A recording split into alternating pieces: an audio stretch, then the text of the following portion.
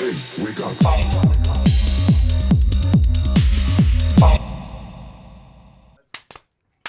go.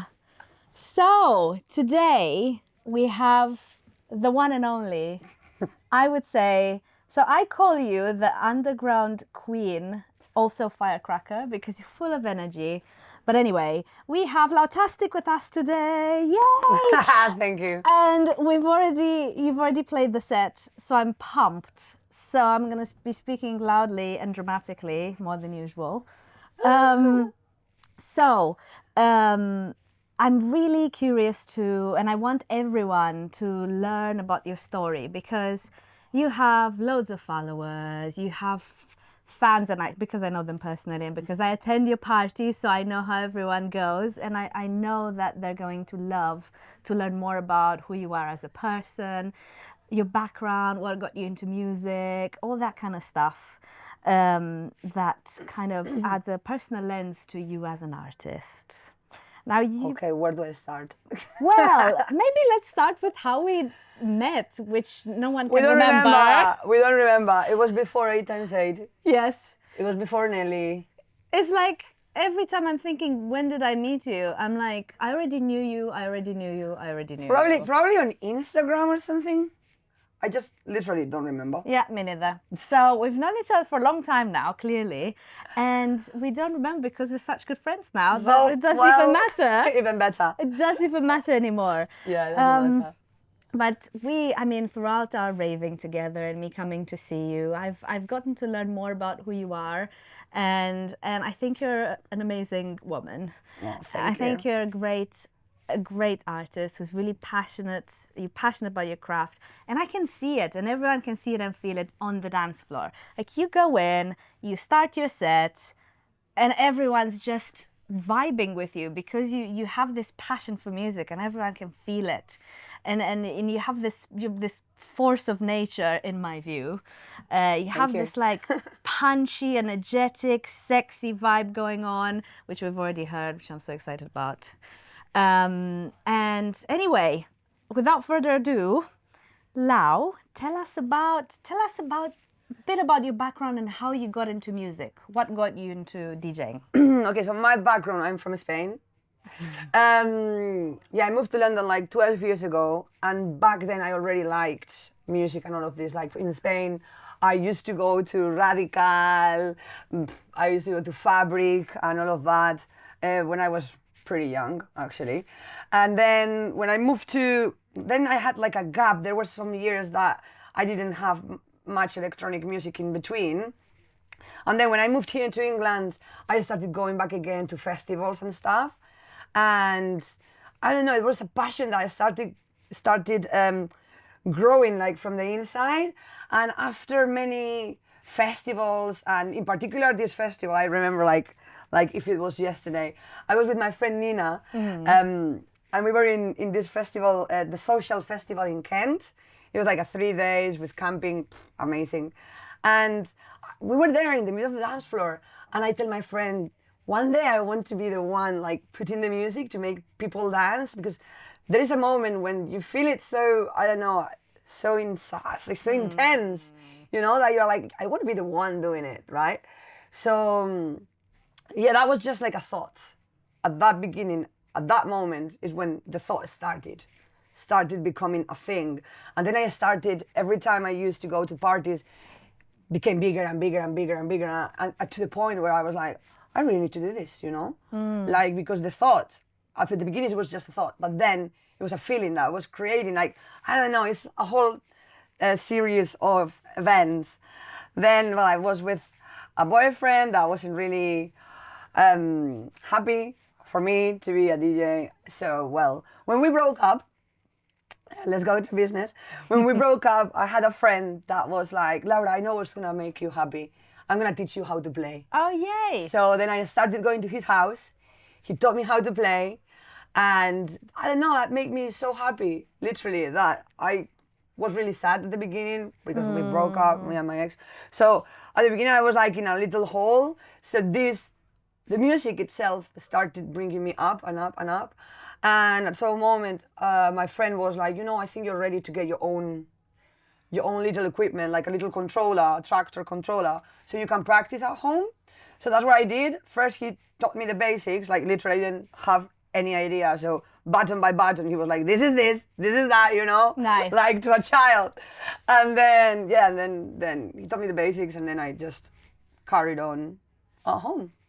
And then from and there, here you are now. Yeah. You play that fold, you play that E1, you're resident in 8x8, you have all sorts of Technovisions as Technovisions. well. Advina.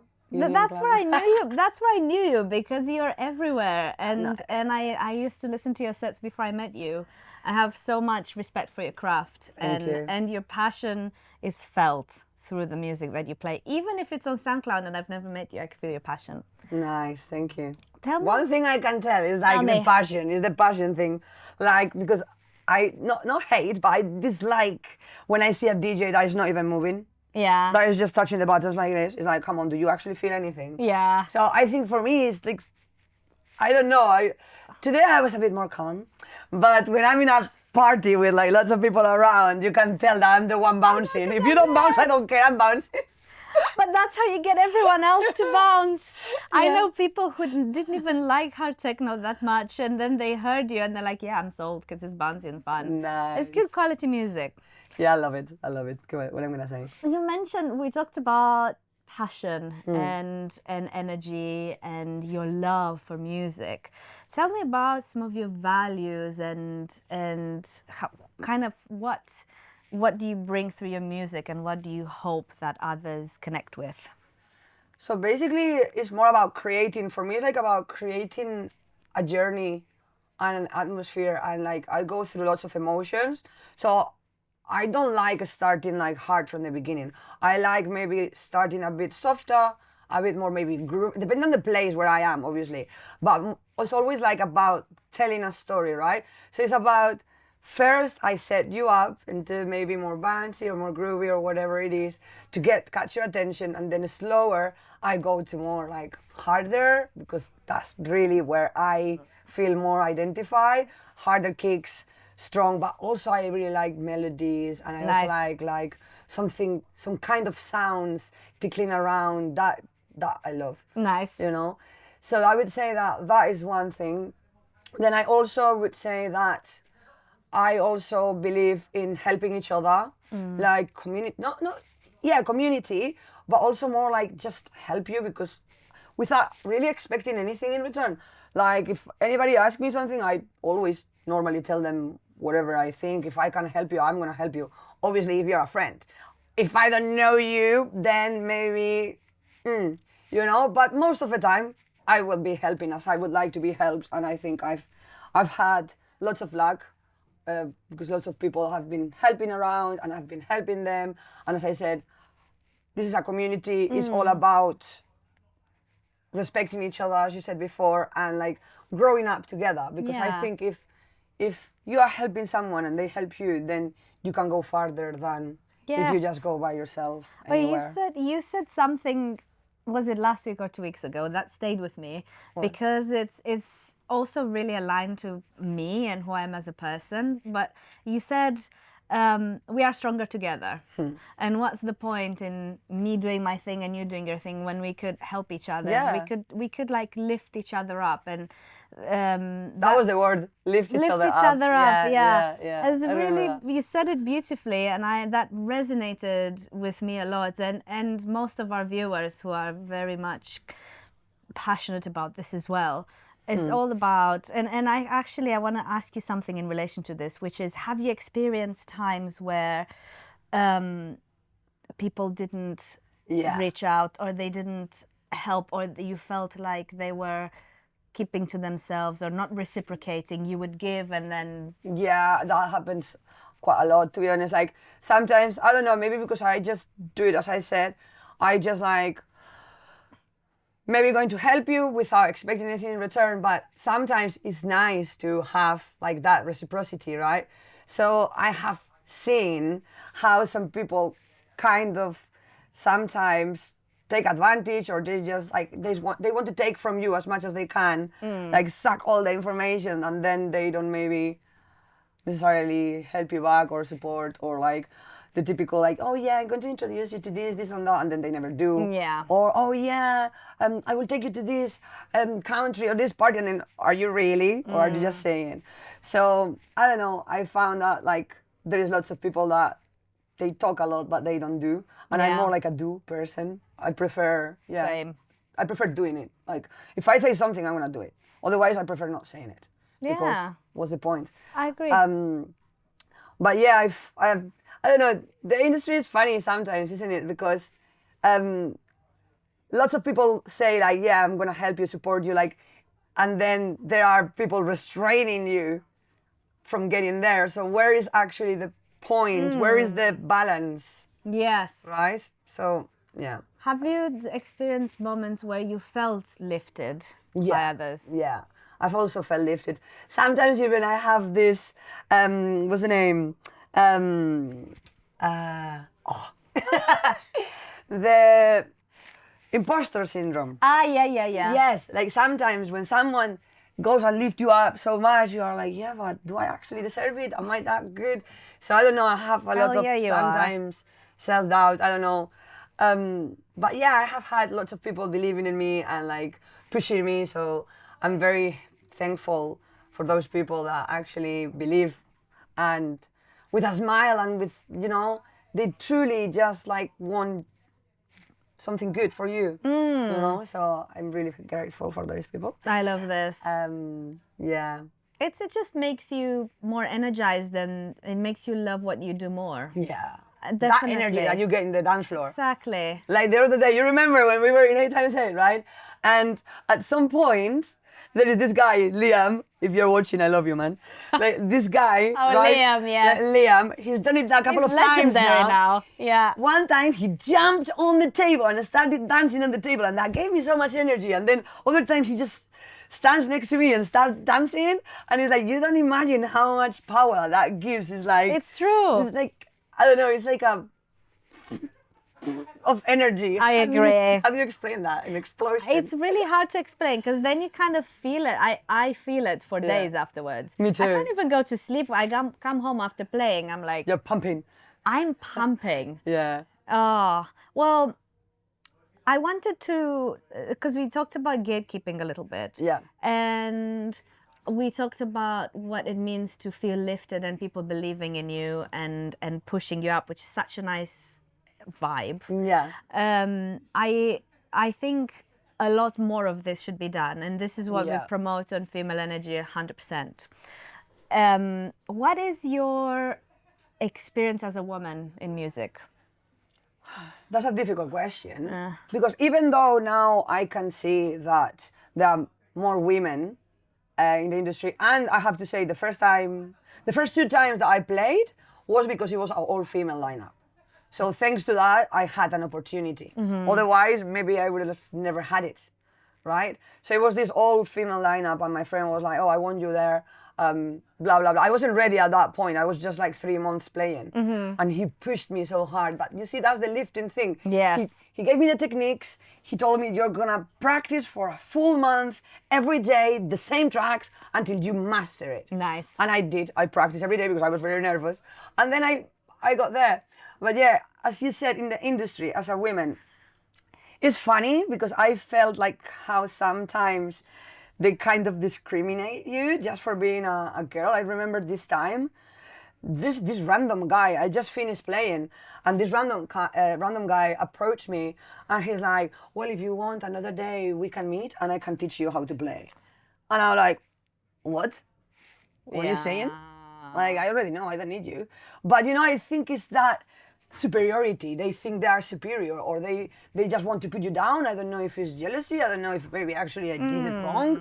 So you know, you come again into all of this self-doubt again, all of this what's the name again? Imposter syndrome, whatever that is. And it's like, why do you want me to be thinking about that all the time instead of, I don't know, something more positive or something that could be like to help me grow? Yes. Instead of, you know, but well. Another thing that I felt a lot is like the like sexualization of the woman, which to be honest, I really hate. Why do I need to, first of all, look sexy for you? second of all, I'm not an object. I'm just here for the music. So if you like my music, stay. If you don't, that's the door, you know. Sometimes I do wear something sexy, but because I want For it, because it's for yourself. me, exactly. It's not for you. Yeah. So I really hate when someone comes round and kind of sexualize you. Oh my God, I have something with that. I get really annoyed. Like, I get also really annoyed with women in the industry that do whatever they do to get gigs or to play in a place. It gets me. It There's really still annoys a lot me. of that. I've seen it around, and obviously it frustrates me because it's like, come on, you're not helping. What you're doing is completely the opposite. Yes. Well, for what? For a gig? Come on, girl, just keep your pants on. Yeah. So I don't know. If I ever play anywhere, it's because of me and my talent. I don't want anybody ever for those. If you want me for who I look or whatever, it's like, I prefer not to play, man, because I don't even look good. But I mean, like, if I was in that situation, you know what I mean? I know what you mean. So, But that's yeah. part of your values, right? Yeah, it's very strong. So it's about Yeah. you being booked for being authentically you. Exactly. And what you said strikes me, because I've experienced that, and I know many women have experienced that kind of assumption that you would know less than a man. Yeah, definitely. I would be someone would come and explain what each filter does. And you're like, We haven't I even know. met. Yeah. I haven't even played anything yet. If I played something and it was technically inaccurate or whatever, I would accept that. I'd be like, yeah, okay, thanks for showing me. But Or if it's a new equipment that you haven't touched before, okay, And I thank you. ask, and I yeah, ask, exactly. and I'm you the first show one me. to ask if I have a question. But it's different when someone explains something knowing that maybe you don't know the equipment or something, or when someone already assumes that you're stupid. Exactly. It's the assumption piece. Yeah. And it's the male gaze with the Yeah. sexiness you're talking about. It's you dress for yourself because you want to feel sexy and Exactly. powerful. You want to love yourself.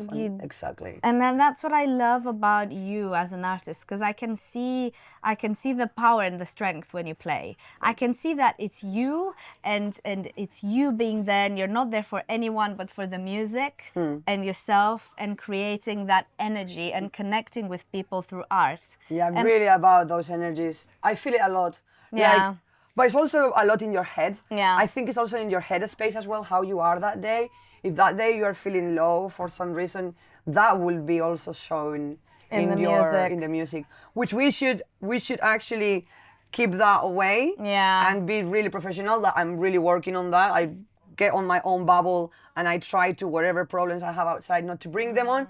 But sometimes it's impossible. Like sometimes always, if you're super happy, I'm gonna show you as well. Yeah. If I, I think I'm very, you can tell in my face as well. If I commit a mistake, I'm like, wait. I'm really like, expressive. Yes. I would say, yeah. And I can see that through your music. This is what I love. And you would see Justine and I in the background. I'm outing you because you're here. Justine and I in the background bopping and dancing to your music. And then sometimes what we call mistakes, it actually makes the set better because it gives it that kind of individuality, because we're not AI machines that beat match perfectly. And that makes it more, I find it more interesting and more beautiful. And I'm pretty sure techno initially was almost discovered as a vinyl kind of mistake, where they went to 45 RPM and then the thing was skipping and it was scratched, and then this is actually cool. This is the birth of hard groove. So it's good. It's, mistakes, I think, are just beautiful artistic expressions, my opinion. Like, I like exploring with different genres as well. So it's like, I've always been really hard techno and stuff, but I also like, as we were saying before, all the spectrum from techno. So I wouldn't mind playing a set that is more groovy, more hard grooves, more hypnotic, more acid, because I've done that as well, or more hard, like proper hard, or more industrial. So I can play anything. Why people, just because I normally play, they expect that from you. So there's like, they squared you in that. You don't know me.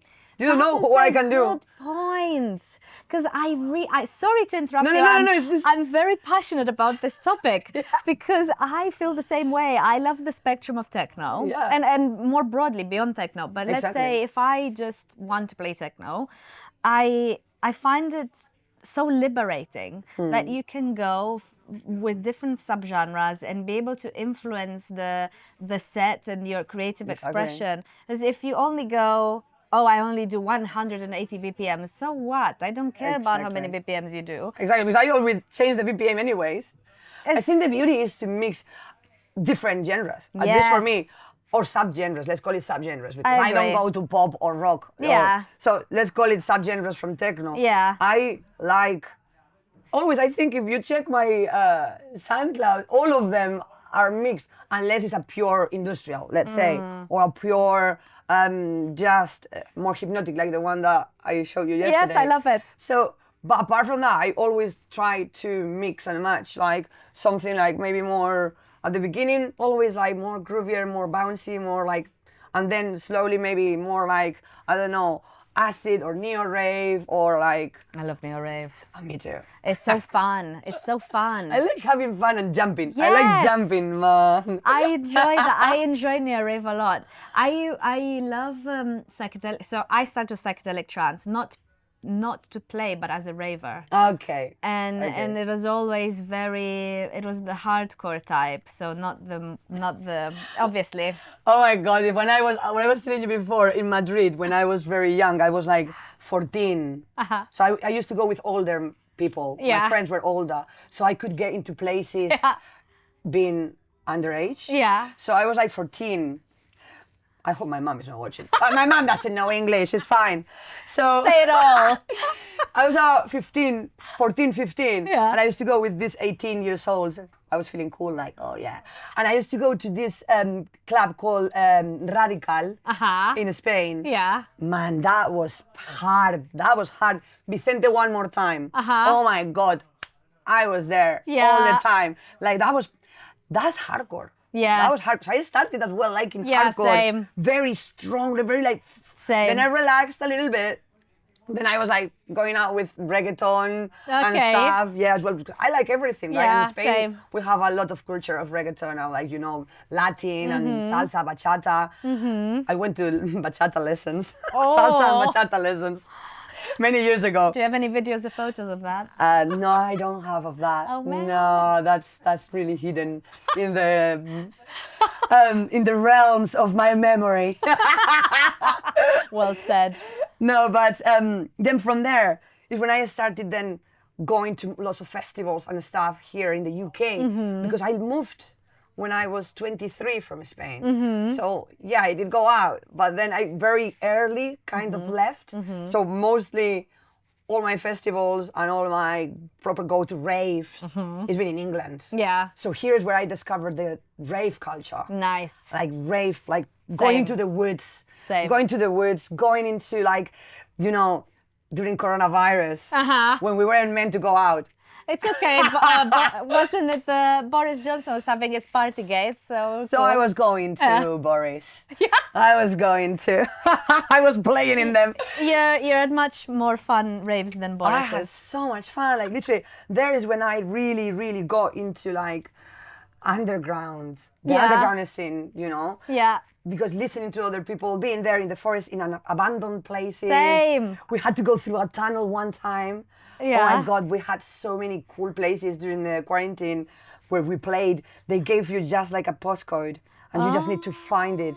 Find it. I feel like we were potentially in the same places. Probably. Just- Probably we've That's been in the probably same where- ones. That's probably since when we know each other. Probably, you know, there was like Yeah. hidden senses. It was Yeah. like lots of different collectives that were doing. It was really fun.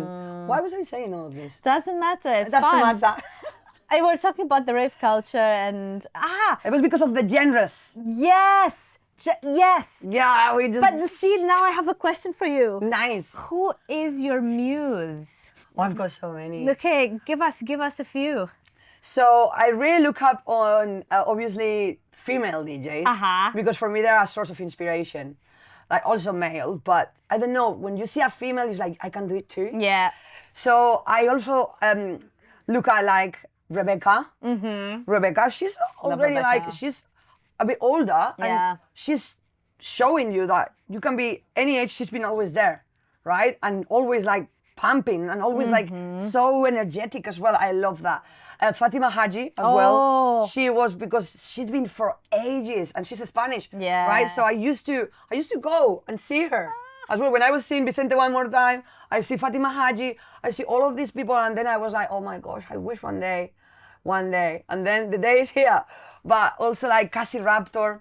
I love Cassie Raptor. Ota as well, I really like her. She's more like bouncy and like very Brazilian, very sexy. I've got loads.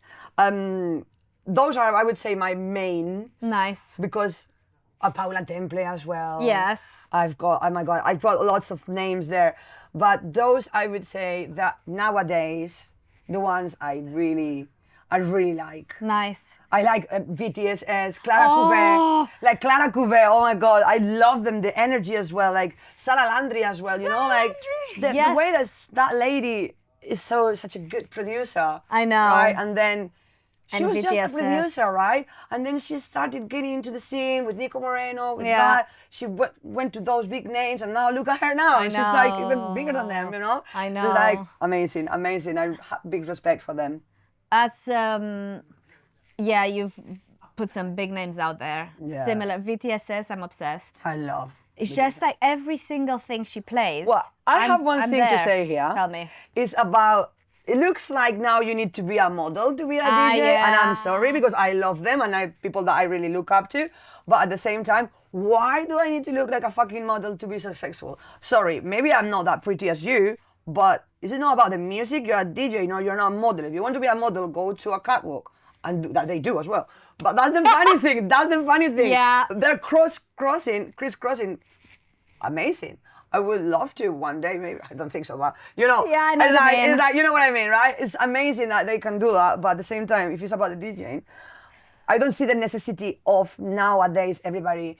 Maybe it's also because of the social media, I don't know, that you need to look pretty, you need to be pretty. It's just the industry. I went to AD this year, and I could see that there was a push for that. There was a general push from agents and managers. Some of them were really cool, and they're like, I want the authentic you. But others, I could tell that they're saying, well, I want to see your social media presence. How do you look?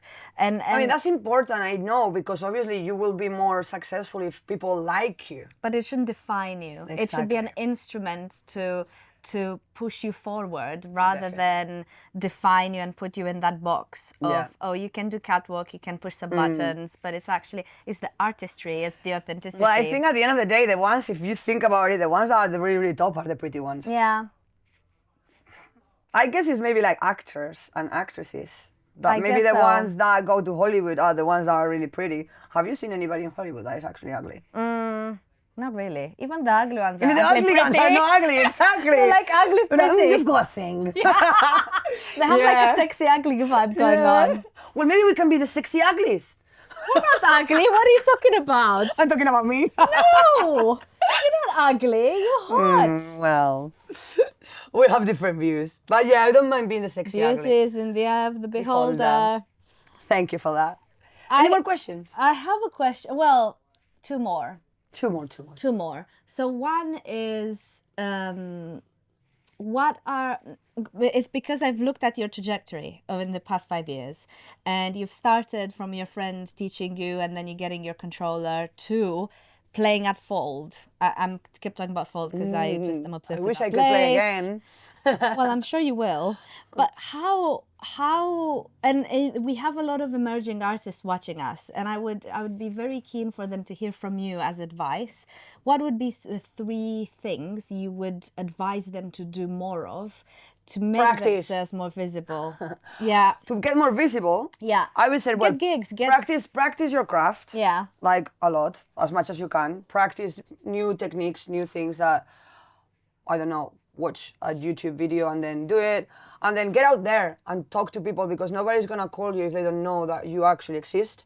So I would say, like, go there, go to the parties, support the parties, be there, and then somehow at some moment someone will give you the opportunity. But if you're not there, they don't know you exist. You could do it also online. Like, you could record yourself, do videos, you can do Twitch. I remember I started a lot during the quarantine. So what I did was, like, I was in radios that were doing like live streaming. Yeah. So that's how I started also practicing my craft and getting out there. Because we couldn't go out. Yes. So at some points when I wasn't going raving, I was doing that home. So yeah, I think that's a very good point. Like practice and record yourself or do a Twitch channel or Instagram or YouTube, TikTok. What's Twitch? Twitch is like it's like a gamer's kind of streaming platform where Okay. you can upload or actually record live, and people see you and people comment live. Oh, lovely. Yeah, I think it's a gaming kind of thing. So guys, have a look at Twitch, okay, and Insta. So there are TikTok. TikTok. There are many ways for you to get yourself Yeah, out there there. are lots. If you both have a question, online. ask me. Nice. Yeah. Message Lau if you have questions. On that note, 3 things you think they should avoid doing, or do less Being of. over the top. Being annoying to some promoters. Don't be annoying to the promoters because they are gonna be like. In what way annoying? Like all the time Pestering. asking, yeah, pestering. Don't pester people. If they don't reply, that's it. You know. Yeah, don't be annoying. Don't be too over the top. Like I think there's people that it's just all the attention. Oh, me. I don't know. I find it a bit like. And I don't know. Just be yourself. Yeah. Just, like, just be chill. I don't know. So go and support people. Yeah. Put yourself out there. Make sure you practice and you learn something new. Avoid pestering promoters. Yes. And avoid being over the top. Avoid being all about yourself. Yeah, like get into other people, get to know other people, just like, I don't know, be a normal person. Yeah, I understand that. You can see that quite a lot in this space. Yeah, that's why I try to avoid that. I would Yeah. say. I try to avoid that. Interesting. I want to know who is Lau outside of music. Ah, yeah, you didn't ask me that. Well, I'm a primary school teacher. Yeah. For 10 years, I've been teaching primary. Are people surprised when you say that? Yeah, everybody will go like, what? Are you really? Oh, you've got a double life. No, well, I'm actually a teacher.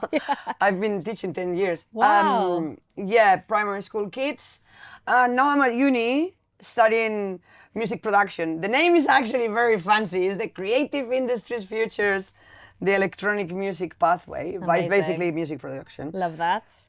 So yeah, like I'm like right now learning how to record other artists and myself, mix, master, any genre. I don't just want to do techno. That's what I was saying before about all of the things that, all of the different styles. Like we were doing, I've done like jazz with hip hop. Nice. I've done like for films and TV, for adverts. Yeah. So it could be anything. I love so I that. just don't want to. There's such a versatile Yeah, I artist. want to have like more in my background. I don't want to just techno. I mean, I love it. It's my thing. But I think you enrich yourself more if you open your mind and open your mind to other genres and other things, other people teaching you. I love when I go to a singer-songwriter and maybe suddenly we're doing something completely different that I haven't heard in my life. And Yeah. you're like, wow. Yeah. I just like the music.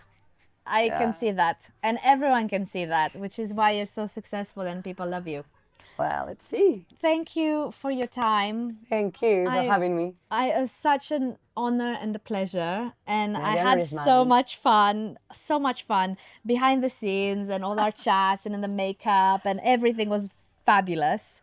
The sets, fire. Do you want to tell people where they can find you? And if you have any, I mean, you have loads of upcoming gigs, but what are your upcoming projects where people can come and see you? So, you can find me on Instagram, Lau.tastic. You can find me on Facebook, or you can find me in the raves. Can you? Yeah, I mean, I found you in the raves, didn't I? Yeah. Can you spell your Insta? So it's Lau dot Yeah. tastic. Lovely. TASTIC. Lovely. Thank you. And projects? What's happening Projects. next? So basically, I'm doing a couple of collaborations. One is super experimental with a girl that I don't even know what genre that is, but it's amazing because it's against the system. I can't wait. I've got that. I'm doing another one that is more like hip-hoppy with another girl.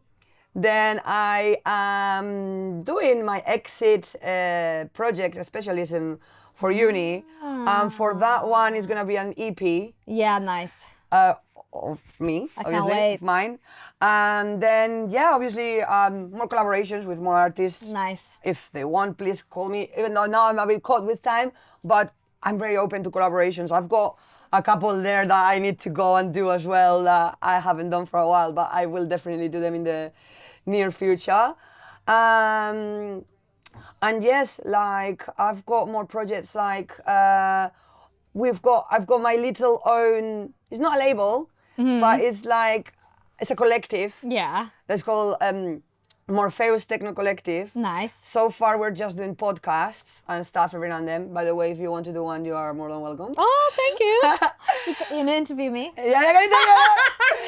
But we're not doing interviews. We're just doing collectives because the collectives podcasts. Yeah. Because the idea is to in the future maybe create some events, but we are not at that point yet. And yeah, go with the flow and get more parties, get more gigs, and you can see me. We see you everywhere. I can't wait. I will be there anyway. So wherever they see you, they'll see me too. Yeah. I love the way you come always. It's so nice. So I'm just a big fan, is the truth. Well, thank you for your time. Thank you for having me. And thank you for your sets and everything. And yeah, more to come, right? Yeah. More to come. Yeah, for the opposites one.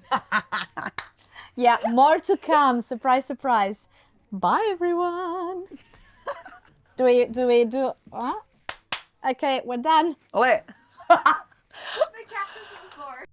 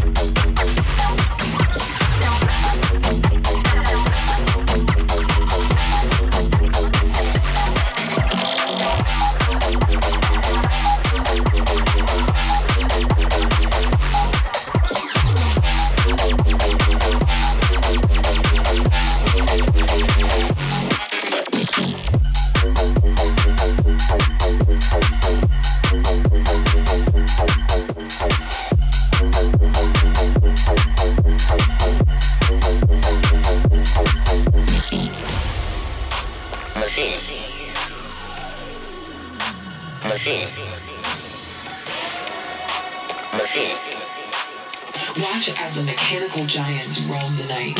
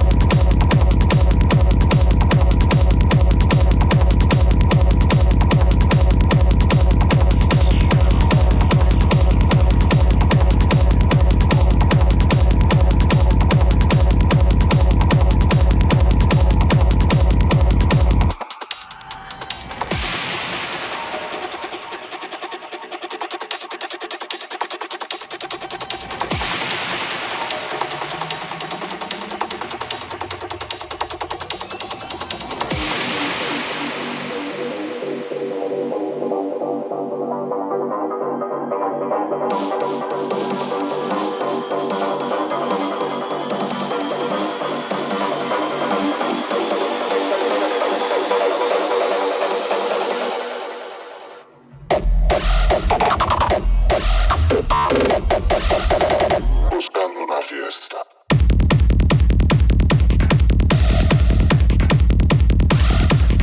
Fiesta.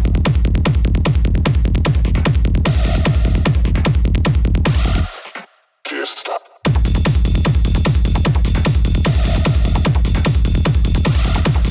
Fiesta.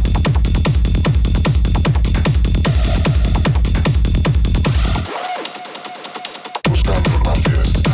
Buscando una fiesta. Buscando una fiesta. Buscando una fiesta. Buscando una fiesta. Buscando una fiesta. Buscando una fiesta. Buscando una fiesta. Buscando una fiesta. Buscando una fiesta. Buscando una fiesta. Buscando una fiesta. Buscando una fiesta. Buscando una fiesta. Buscando una fiesta. Buscando una fiesta.